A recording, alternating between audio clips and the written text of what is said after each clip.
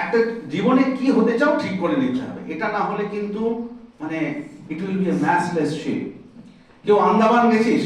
হ্যাঁ, হাত তো দেখি, এই তো আন্দামান। জাহাজে গেছিস না ফ্লাইটে? জাহাজে। এই দেখ, এ কিন্তু গেছে। আচ্ছা দেখ, জাহাজে যেতে যেতে জাহাজের একটা কি থাকে বলতো? কম্পাস, জানিস তো? যেটা এখন সব কম্পিউটারাইজড হয়ে গেছে, যেটা জাহাজটাকে রাস্তা দেখায়, বুঝলি?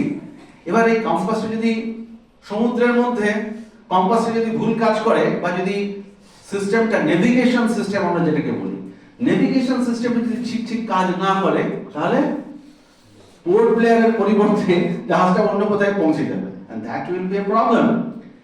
স্বপ্ন খুব ইম্পর্টেন্ট জিনিস, মনে রাখবে।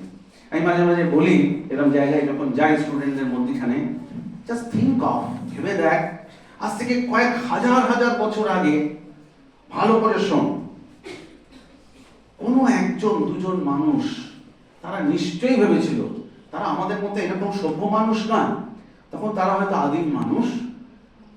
মানে আমাদের বায়োলজির পরিভাষায় ধর হোমো হ্যাবিলিস, হোমো ইরেক্টাস, হ্যাঁ, যারা সায়েন্স পড়েছিস বায়োলজিতে তাদের মনে থাকবে। আমি জুওলজির লোক তো মাঝে মাঝে এসে যায়। Human evolution of human being আমরা দেখি না, হিপোক্যান্থ্রপাস, মানে এই যে এইরকম কোন এক আদিম মানুষ, তারা নিশ্চয়ই আকাশে তখন বড় বড় পাখি উঠতো, বুঝলি?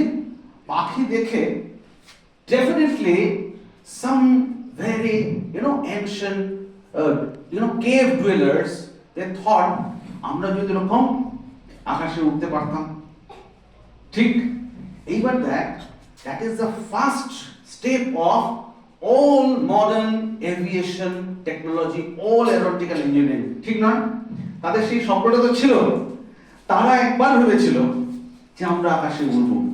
তার কত বছর পরে ওই স্বপ্নটা খুব ইম্পর্টেন্ট। তারপরে রাইট ব্রাদার্স, পড়েছিস রাইট ব্রাদার্সের কথা? পড়েছিস না? ওই কয়েকজন মাথা নাড়ছে। রাইট ব্রাদার্স, তারা অনেক চেষ্টা করে। রাইট ব্রাদার্সের প্রথম দুটো তিনটে প্ল্যান, কি হাসছিস কেন? সত্যি পড়েছিস? একটু পড়ে দেখিস। প্রফেসর, বিখ্যাত মানুষ এপিজে আব্দুল কালাম, আমার খুব প্রিয় মানুষ, ওনার একটা বই আছে, দেখবি, উইংস অফ ফায়ার, পড়ে দেখবি এই বইগুলো।